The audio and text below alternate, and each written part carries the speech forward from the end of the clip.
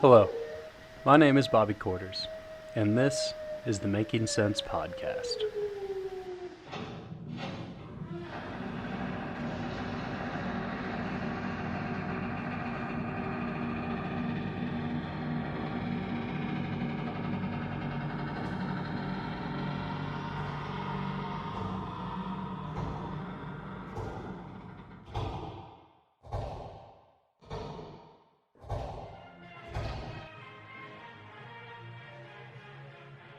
I bid you welcome. Hello, and welcome to the inaugural episode of Bobby Quarters' Making Sense Podcast. In these series, I will be talking about true crime stories that have happened throughout our history, not just in America, but ones from throughout the world. This one in particular, I need to give a bit of content warning before I dive into it. This one does depict graphic violence towards women and just violence in general. Now, I'm probably going to have to make a few of these because the ones that I have in store are they're pretty gruesome but very fascinating, as most true crime is. But this one in particular, it does have a lot of graphic violence towards women, but I really feel that that needs to be said just as a fair warning, but also it needs to be discussed to fully diverge the full story of who this person is. Without any further ado, we're going to get on with episode 1, entitled Ken Rex McElroy, the town that got away with murder. 1981, Skidmore, Missouri. A town of 437 residents. And on July 10th, 1981, Ken Rex McElroy was shot dead in broad daylight with among 60 witnesses, and still to this day, the case is unsolved. Well, let's get into who Ken Rex McElroy is. Ken was born June 1st, 1934, to a family of poor tenant farmers who had moved near Skidmore, Missouri. By the 8th grade, Ken had left school, and he was believed to be largely illiterate.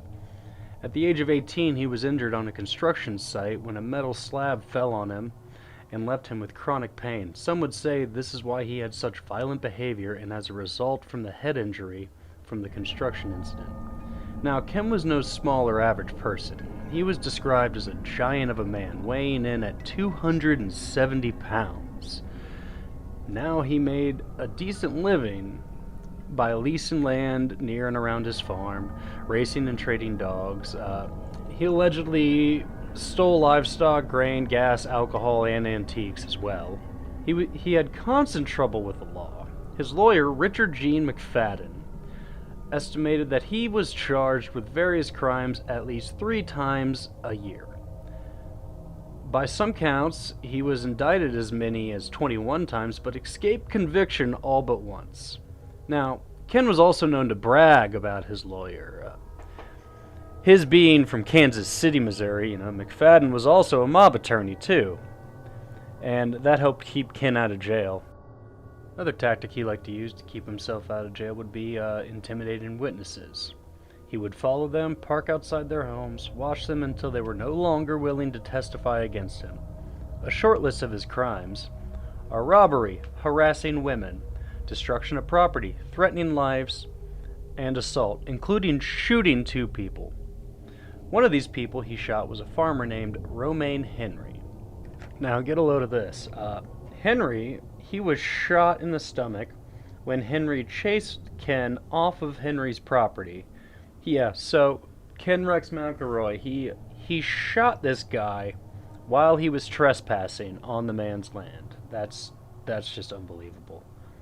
Ken Rex McElroy was also accused of raping 2 women as young as 12, both of which he claimed he had married to keep them from testifying against him.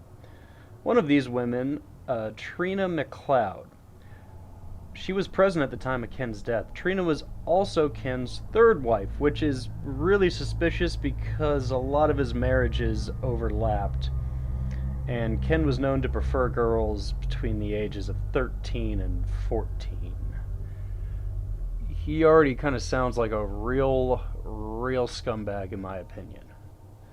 Ken and Trina got together when Trina was around the age of 14 and had a child around that same time. Shortly after their first child, Trina tried to escape to her parents' house. Ken responded by allegedly burning down her parents' home and shooting their dog. The county sheriff's office was known to be afraid of encountering Ken, who was known to be heavily armed and unafraid to shoot cops. Over 2 decades of the people of Skidmore, they just felt abandoned by the justice system because they could not stop Ken from terrorizing them. But things are about to kind of take a turn for the people of Skidmore. April 25th, 1980. Ernest Bo Bowenkamp, he owned a general store in town. And one day, Ken's 8-year-old daughter was in the store, and one of Bo's clerks asked her to pay for some candy that she was just going to take and not pay for. When Ken found out about this, he was furious, and he started stalking the Bowenkamp family. Leading up to July 8th, 1980, Ken drove his car behind Bowenkamp's store, and there he encountered Bowenkamp, threatened him, and shot him in the neck at close range with a shotgun. Bo survived this attack. Somehow, he did. McElroy was arrested and charged with attempted murder. His preliminary trial was slated to be on August 18, 1980. True to his form, he tried his old intimidation tactics with the Bowenkamp family and their supporters. Miss Bowenkamp said that sometimes he would drive up in his pickup late at night and just sit there all night. Sometimes he would fire his gun. Ken was able to delay the trial almost 5 months until June 25th, 1980. Now at this time, the acting district attorney had resigned. It was believed that Ken bullied the district attorney out of office, and a young prosecuting attorney was hired to fill the position. A David Blarg, who was just 3 years out of law school. But he was able to do what no DA had been able to do before, and that's convict Ken Rex McElroy. Now, Ken was convicted of second-degree assault. The jury set out the maximum sentence of 2 years. The judge freed him on a $40,000 bail bond, pending an appeal. Ken reportedly said at his trial, "The jury convicted me. They gave me 2 years. But I'll tell you what, I'll never go to jail. I'll appeal it and get it off. I've been fighting the law since I was 13, and I'm damn near 50. I've been arrested for over 53 felonies, and this is the first one I've ever lost." Shortly after his release, he was spotted at a local spot in town, the D&G Tavern, with a rifle and bayonet, talking about killing Bo Bowenkamp. Ken was arrested and quickly released. The only thing that came of that was a postponement of his trial until July 20th, 1981, for violating his bond provisions for being armed. In the wake of these events, on July 10th, 1981, a meeting was held at the Legion Hall down the street in Skidmore.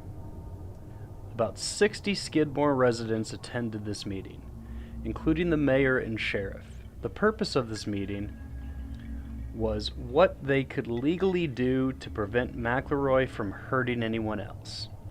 A county sheriff suggested a neighborhood watch. Another attendee was quoted to say, "We simply felt that the system had failed us. We all know what McElroy is like, and he was again and again and again." It seemed like no one could stop him. The 60 people who attended the meeting had gotten word that Ken and Trina were heading to the D&G Tavern for drinks. The meeting quickly adjourned. The 60 people all left the Legion Hall and headed for the tavern. They flanked McElroy's truck. Some went into the bar and waited for him to finish his drinks.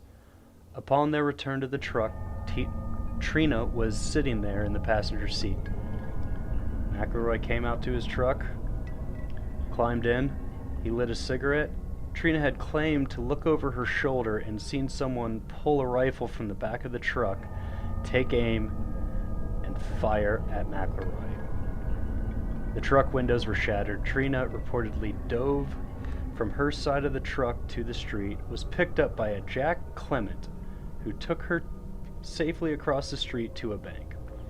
McElroy, aged 47, stayed in the car, shot dead, being hit twice. The shot came from behind him, so he never saw the shooter. Bullet casings for 2 guns were also found on the scene. No one there had called for an ambulance. Out of 60 witnesses, Trina was the only one to come forward when an investigation was started. Cheryl Hudson, Bo Bowenkamp's daughter, witnessed the shooting from her family's store and said on the silence that followed after there, once the shroud of silence fell, there was going to be no one talking. They could have pushed and dug and pushed and dug. They would have gotten nothing. We were so bitter and so angry at the law letting us down that it came to someone taking matters into their own hands. No one has any idea the nightmare we lived. Only one suspect was named by Trina, a Del Clement. He was part owner of the D&G Tavern. He denied these charges, and no other witnesses came forward.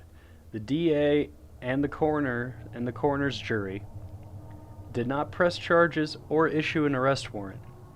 Del Clement passed away in 2009. Till the day of his death, he denied having anything to do with the shooting. And there you have it. That is the story of Ken Rex McElroy and the town that got away with murder. Now, do I personally feel that the people of the town did right? Yeah, kind of, because the guy was a turd, and they needed to flush him.